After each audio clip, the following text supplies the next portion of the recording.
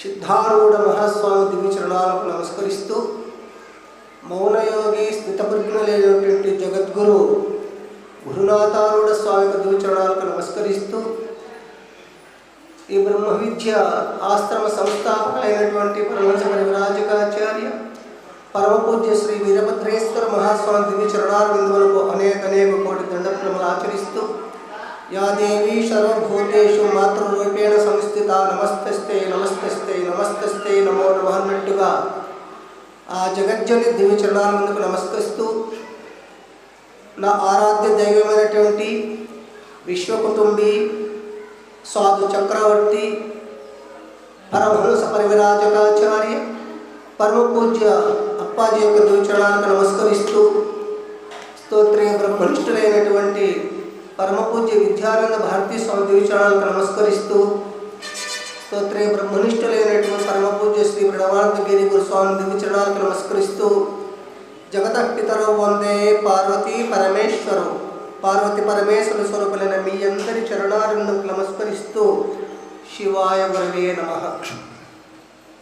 పరమ పవిత్రమైనటువంటి పౌర్ణమి సంధ్యా సమయంలో జగత్తుకు ఆధారమైనటువంటి జగద్గురు శంకరాచార్య విరచితమైనటువంటి వివేక చూడమణిలో ప్రప్రథమ శ్లోకములో జగద్గురువు ఈ జగత్తులో దుర్లభమైనటువంటివి,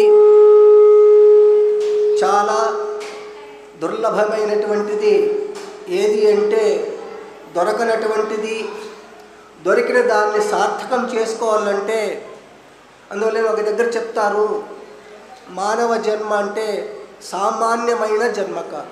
అందుకే ఈ జన్మ కడు దుర్లభమురా సా జన్మ సద్గురుని సాకారమనరా ఈ జన్మ మిక దుర్లభమురా. మానవ జన్మ ఇప్పుడు మనమందరూ కూర్చొని ఉన్నాం. జగత్తులో 84 లక్షల జీవరాశులు ఉన్నాయి. మృగములు, పక్షులు, క్రిములు వీటికి ఏమీ లేదు. ఆహార నిద్ర భయమైతున్నది. ఈ 3 గుణాలు మాత్రమే, 4 గుణాలు మాత్రమే ఉన్నాయి. మరి మానవ జన్మ ఎందుకు ఇంత ఉత్కృష్టమైన జన్మ? అట్టి దుర్లభమైనటువంటి జన్మను ఎన్ని జన్మాల పుణ్యం చేసింటే ఆ పుణ్య పరిపాకమే దుర్లభం అన్నాడు. అక్కడ కడు దుర్లభం అన్నాడు. మన దగ్గర బంగారు ఉన్నది. ఆ బంగారు కానీ డబ్బును కానీ మనం సద్వినియోగం చేసుకుంటే మనకి సంపద విలయమవుతుంటుంది. అట్లాగనే దుర్లభమైనటువంటి మానవ జన్మ వచ్చినందుకు చూడండి, 84 లక్షల జీవరాశుల్లో పశువులకు, పక్షులకు, క్రిములకు, కీటకములకు ఎక్కడైనా గురువు ఉన్నట్టుగా దాఖలా ఉన్నదంటే లేదు. కేవలం మానవునికి ఒక్కటే ఎందుకు గురువు దుర్లభమైనటువంటి గురువు అవసరం వచ్చిందంటే పశుపక్షాదులే, క్రిమి కీటకాదికి, మృగములకు వెన్నెముక అడ్డంగా ఉంటుంది. కేవలం మానవునికి మాత్రమే నిఠారుగా ఉంటుంది. కనుక జ్ఞానం లబ్ధ్వా పరం శాంతి.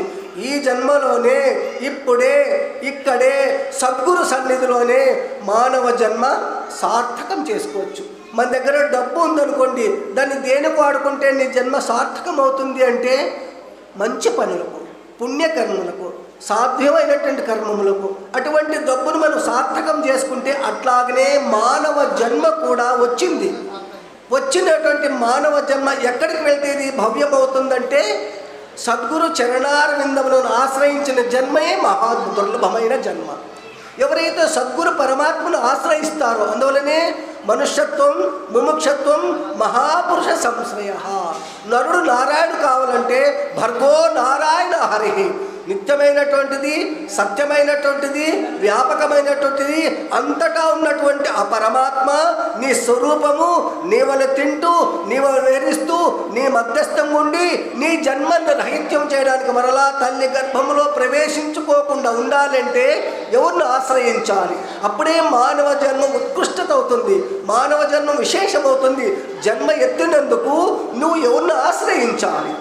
జగత్తులో మానవులందరూ ఉన్నారు, కానీ ఎప్పుడు మానవ జన్మ సార్థకం అవుతుంది అంటే మధ్యస్థంగా ముముక్షత్వం ఉంది. ఆ నీ స్వరూప స్థితిని తెలుసుకోవాలంటే అందుకే చెప్తాడు భర్గో నారాయణ హరి. సద్గురు పరమాత్మ నీవల తింటూ నీవల వివరిస్తూ నీ మధ్యస్థం ఉండి మరలా తల్లి గర్భంలో ప్రవేశించుకోకుండా ఉండాలంటే జగద్గురు లాంటి సద్గురుది మనం ఎన్ని జన్మల పుణ్యం చేసుకున్నామో. మాతృహృదయులు, దయామయులు, సత్యస్వరూపులు, అవతార పురుషులు, వాళ్ళని చూడడమే మహాపుణ్యం, వాళ్ళ దర్శనం చేయడమే మహాపుణ్యం, వాళ్ళ సన్నిధిలో ఉండడమే జన్మ సార్థకం. దీనికి నా పుణ్యం ఇంకెక్కడ లేదు. ఎక్కడో ఏడుకొండల్లో పోతే పుణ్యం కాదు. అక్కడ మాట్లాడే పరమాత్మ ఎక్కడున్నాడంటే మన ఎదుటినే ఉన్నాడు. మనం ఎల్లప్పుడూ సద్గురు పరమాత్మని గురునామస్మరణను కుంతాగులు యావాగులు నామస్మరణ చేస్తుంటాను చెప్పాడు. మాటి మాటికి దళచారా శ్రీ గురువుల సాటి ఎవ్వరు లేరురా.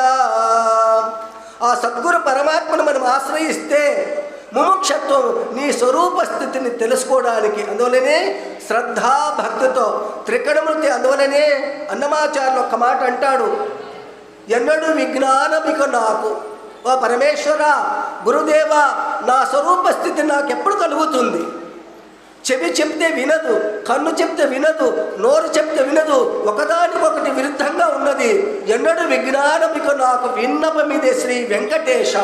అప్పుడు స్వామి చెప్తూ అన్నమాచార్యులు చెప్తాడు, ఈ ఇంద్రియ జోలకు వెళ్ళవద్దు, సర్వ శరణాగతిగా ఎప్పుడైతే సద్గురు పరమాత్మునికి త్రికణ శుద్ధితో శరణాగతనవుతావో అప్పుడే నీ స్వరూప స్థితి వస్తుంది. కనుకనే సద్గురు పరమాత్మను ఆశ్రయించి మనం ముముక్షత్వాన్ని పొంది మానవ జన్మ సార్థకం చేసుకుందామంటూ ఇటువంటి భక్తిని శక్తిని సద్గురు పరమాత్మ నాకును మీకు నుంచి సదా రక్షించుగాక అంటూ ఈ రెండు భక్తి పుష్పములు సద్గురుదేవుని దివ్యచరణాలు సమర్పిస్తూ హర నమ పార్వతీపతి హర మహాదేవ.